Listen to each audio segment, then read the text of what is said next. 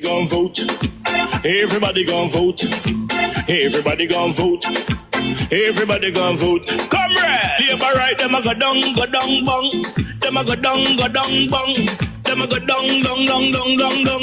Is that? Margie, him a God picking. No hope their work if you touch Margie. Margie, him a God picking. No hope their work if you touch Margie.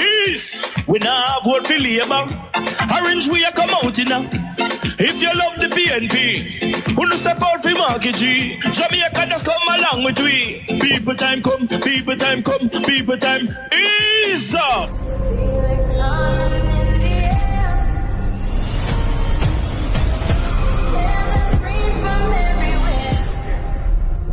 Only thing that's on my mind is who's gonna run this town tonight. Yeah, I say that we are. Pledge your allegiance. Who's gonna run this town tonight? Yeah, I say that we are.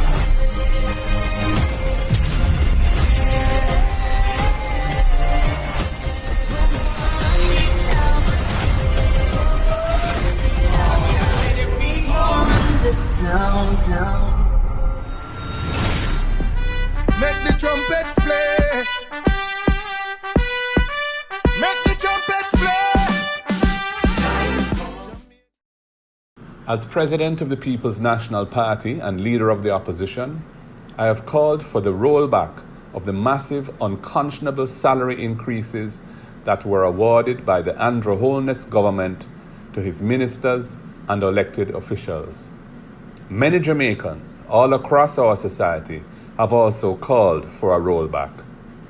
This matter must be considered afresh by an independent panel of reputable persons, based on the principles of equity in the pay for all public servants, and taking into account how similar office holders are paid in comparable countries. The government has not heeded the calls for a rollback. Indeed, Friday, June 2nd, I received the retroactive payment for the increased salary of the Leader of the Opposition in my bank account. In solidarity with the rank-and-file teachers, police officers, correctional officers, and other public sector workers who have not been treated fairly in the recent salary restructuring and who feel aggrieved and demoralized by what the government has done to them, I promise to donate 80% of my increase to worthy causes.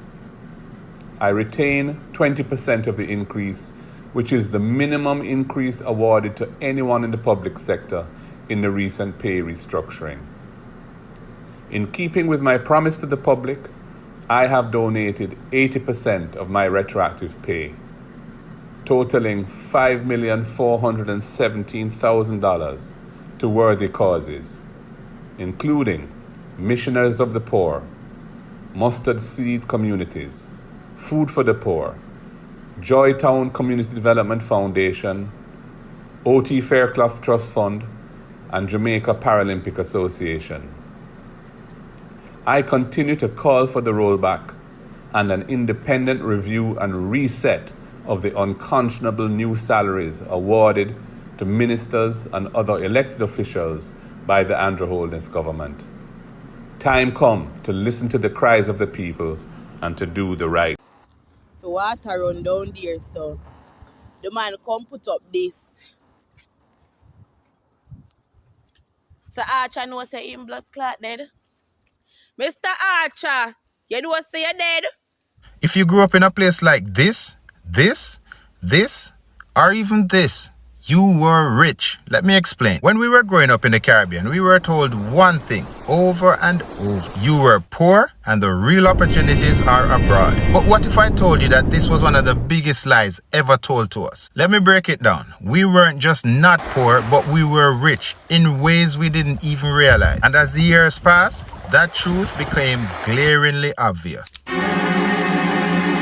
First of all, who came up with the idea that having fresh air, a backyard full of mango trees, and the freedom to run about barefooted was poverty? They had us thinking that not having the latest gadgets or fast food meant we were behind. Now, looking back, The joke is on them. While many countries were drowning in processed foods and pollution, we were eating real food straight from the land. Breadfruit roasting on an open flame, ackee and saltfish and dumpling, and ripe bananas picked fresh from the tree. Those weren't just meals, they were luxury in disguise. Organic food is now $1 billion industry abroad, but we had it for free. What a thingy. Now let's talk about health. While other nations were struggling with obesity and heart disease from their modern diet, we were running around like track stars, fueled by natural nutrients and sun-kissed fruit. Or, nah, we were living like royalty.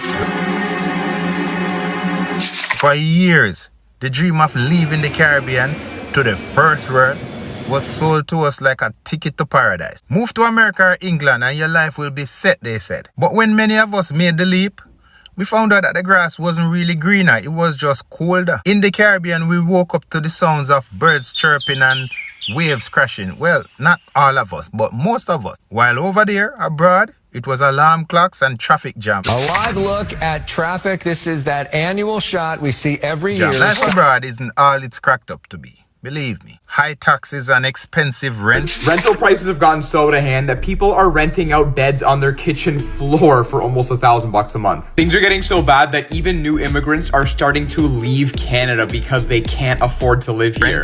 And long winters that have you questioning your life choices. And here's the irony. The same North Americans and Europeans who told us that their countries were better, they are the ones now flocking to buy beachfront properties in Jamaica, Barbados and St. Lucia. They are retiring in the same islands they told us to leave, sipping coconut water while we're there shivering in negative 15 degrees. This one stung the most because it made us feel like we had to leave to make something of ourselves. Sure, the Caribbean does have its challenges. Every place does. But what we didn't realize back then was how much potential the region held. And I think a lot of people right now still don't realize. Tourism is one of the biggest industries in the world. And guess what? We're living in the heart of it. People save their entire lives just to afford one vacation to places we call home. We grew up near beaches people would pay thousands just to see. Plus, we are surrounded by a culture that sells itself. And now as global conversations turn towards what they call sustainability and wellness, the Caribbean's natural resources and lifestyle are more valuable than ever. Listen, my friend, we had and still have what the world wants. Authenticity, warmth, and a connection to nature.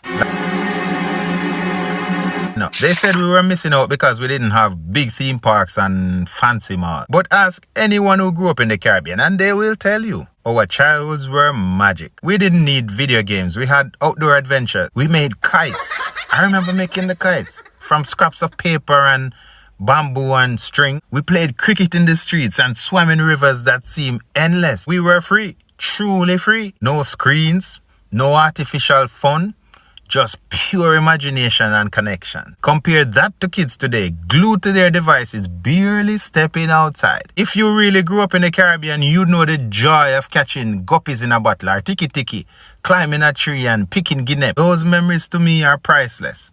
And no amusement park can ever compete. This one is almost laughable now.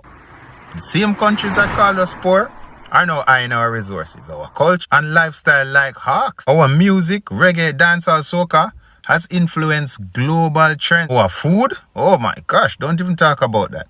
They're taking over kitchens worldwide, from jerk chicken to patties. Even our languages, even though so many people don't want to refer to them as languages. Are you crazy? But that's what we speak.